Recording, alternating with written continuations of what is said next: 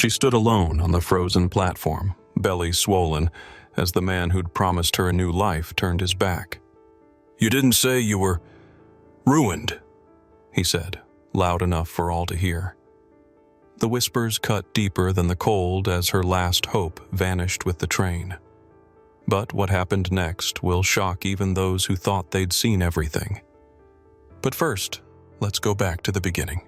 The wind off the mountains was cruel that morning, not merely cold but cutting, as though nature itself had turned a blade against her. Grace Whitmore stood still, her boots sinking into the frost-caked platform, her fingers clutching the frayed edge of her shawl as if it might shield her from more than just the bitter wind. The letter in her coat pocket felt heavier than the suitcase by her side. Heavier somehow than the life she carried beneath her ribs. It had been written in a gentler season, by a man whose ink promised steady companionship and warm hearths. But letters could lie, or worse, they could be sincere, right up until reality intervened. Silas Rourke had stood taller in her mind than he did in person. In her imagination, he had worn decency like a second skin, the kind of man who honored words written in candlelight. But when his eyes dropped to her stomach, to the slight curve she could no longer hide beneath wool and modesty, something in him shriveled. It wasn't anger, not exactly. It was disappointment, laced with disgust, like a man who'd opened a parcel and found it stained. "You should have told me," he'd said, his tone clipped, lips pressed into a straight line. "You didn't say you were ruined." The word had landed like a slap, though no hand was raised. She'd wanted to speak, to explain, to insist, but explanations couldn't soften the way a man chose to see you. Especially not here. Not in a town this small, where one woman's shame became a story retold with sour relish. She didn't beg. Grace hadn't crossed 1,000 miles to plead for scraps of affection. And yet, as the train screamed its departure behind her and the station emptied of curious onlookers, she felt the ground shift under her resolve. Not break, not yet, but shift. A loneliness took root in her that had nothing to do with solitude and everything to do with how quickly hope can curdle into humiliation. The snowflakes settled on her shoulders like ashes. A porter stepped out, eyed her warily, then walked on. No one spoke to her. Not to ask if she was all right, not to offer shelter, not to say her name. She had become, in a single breath, invisible. Not because they didn't see her, but because they had already judged her and turned away. She exhaled slowly, watching the steam rise and vanish. Then she reached down, lifted her suitcase, and stepped off the platform. One foot in front of the other, not because she knew where she was going, but because standing still meant accepting that she didn't belong anywhere. Not yet. The wind cut through the warped boards of the storeroom like a whisper of judgment, a constant reminder that warmth came neither easily nor often in this part of the world. The space above the general store had once been a feed room. Brittle straw still clung to the corners, and now it was Grace Whitmore's sanctuary. Sanctuary, not comfort. The walls groaned in the night, and each morning frost painted the windows in silver veins, but it was a roof. It was hers. And in a world that had spit her out, that counted for more than most would know. By lamplight, she stitched with calloused fingers, turning worn linens into sturdy aprons, patching trousers with a precision born of quiet desperation. Her bread was dense and honest, her honey pies rich with clove and memory. She sold them wrapped in linen scraps, hands trembling slightly in the chill, eyes never quite meeting those of her buyers. Some paid her fairly, some dropped coins without words. Others accepted the goods with averted glances, as if goodness could not come from a woman like her. She accepted it all, folded each coin into the cloth pouch she kept beneath her thin pillow, and said nothing. Her dignity did not announce itself. It did not march or shout. It endured. It stood straight in the cold. It kneaded dough before dawn and stitched until fingers cramped. It kept her chin lifted even when the laughter behind her back reached her ears like sleet on bare skin. On Sundays, she sat in the last pew of the chapel, where shadows curled around her like old regrets. The preacher spoke of forgiveness, but his gaze skimmed past her. She didn't need it. She had long since made her peace with the God that watched from silence. It was the people she had no faith in, except one. Thomas Callahan never sat near her, never spoke more than a word or two. But Grace saw him, saw how his gaze settled not on her belly, but on her face, saw how a sack of oats always seemed to appear beside her door after market days, or how the rough bottle of ginger tincture had arrived without note when the sickness kept her from standing. It wasn't charity. It wasn't pity.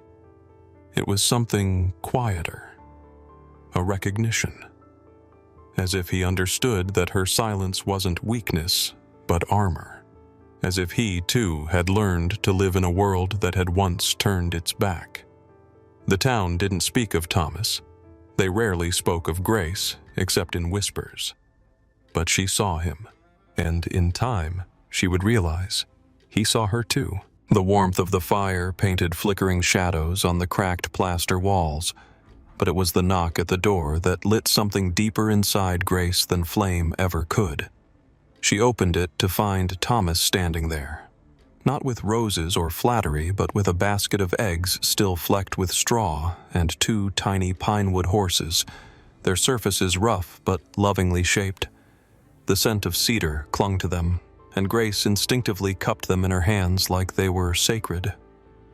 "For the little one," he said, his voice as even and quiet as ever, but his eyes betrayed a kind of earnestness that few men could fake.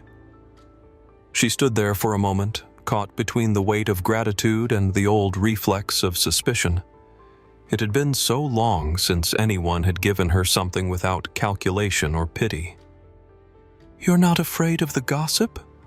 she finally asked, her voice brittle in its restraint. Thomas tilted his head, eyes steady. "People talk because their lives are empty. Yours isn't." It wasn't what he gave her that mattered. It was what he didn't ask for in return. No explanations, no assurances, just presence. Grace had grown used to silence as a kind of punishment, a void filled with everything people refused to say to her face. But Thomas's silence was different. It didn't accuse. It didn't avoid. It listened. Their rituals unfolded slowly, stitched into the ordinary. She left pies cooling on his porch, wrapped in linen with neat hand-stitched corners. He returned the gesture with small repairs. A new hinge on her door, a layer of tar paper to keep out the wind. He never asked permission, and she never asked for thanks. It was a language spoken in usefulness, not sentiment. On evenings when the cold softened and the wind calmed, they sat together on her porch. No rocking chairs, no lanterns, just the hush of dusk settling over the rooftops and the far-off lowing of cattle from the valley below. She spoke little. He spoke even less. But between them grew a rhythm, the kind born not from urgency, but from patience. Then, one evening, as her hand absent-mindedly rested on the swell of her belly, he spoke, not loud, not rehearsed. "I know he wasn't yours by choice, but he can be ours if you'll let me." It was the first time she had heard ours used without pity, and that single word undid her, not because it asked anything of her, but because it offered everything. She wept, not like a woman broken, but like a woman finally seen. The day her labor began, the world outside was beginning to thaw, but inside the storeroom above the general store, Winter clung to every breath. The ache rolled through her in waves, sharp and unrelenting, but there were no knocks on her door, no pots of broth left at the threshold, no midwife's hands reaching for her in kindness. The women of the town had made their judgment long before her child had stirred within her, and they upheld it like law. But Thomas came. Not with the authority of a husband, nor the urgency of a savior, but with a calm that filled the room more surely than fire. He knelt beside her on the cold wood floor, sleeves rolled, hands clean, voice steady. He did not flinch when she screamed, did not shy away when the blood came, nor when she gripped his hand hard enough to leave bruises. "You're not alone," he said, and kept saying it, as if the words themselves stitched something inside her that pain had once torn open. When the baby emerged, slippery, crying, alive, Thomas wept before she did. He held the child with the same reverence he gave to carved pine and morning silence, and when he looked at Grace, it was not with relief, but wonder. "Elijah," he murmured. Strength, hope, and that was who he became. A week later, as the chapel filled with the scent of fresh wood polish and pressed cotton, the townsfolk gathered, not to celebrate, not yet, but to witness. They expected shame veiled as ceremony, a quiet affair in the corner of the church. But Thomas stood tall at the altar, Elijah wrapped in his arms and Grace by his side, her spine straight despite the sleepless nights, her eyes clearer than any of them remembered. "This is my son," Thomas said, "and this is my wife." The silence that followed felt like judgment waiting to land, until a single clap broke it, hesitant but genuine. Another followed, then nods. A ripple of acknowledgement passed through the pews like the first warm breeze of spring. Their wedding took place beneath the great willow on Thomas's land, the one that shaded the resting place of his late wife. He'd once buried a future there, but now stood ready to grow another. As sunlight filtered through the tender green leaves, he turned to Grace and said, barely above a whisper, "You gave me a reason to hope again." She leaned into him, Elijah cradled between them. "And you reminded me I never stopped being worthy." Under that tree, with its branches swaying like blessings, Grace rocked her son while Thomas sat beside her.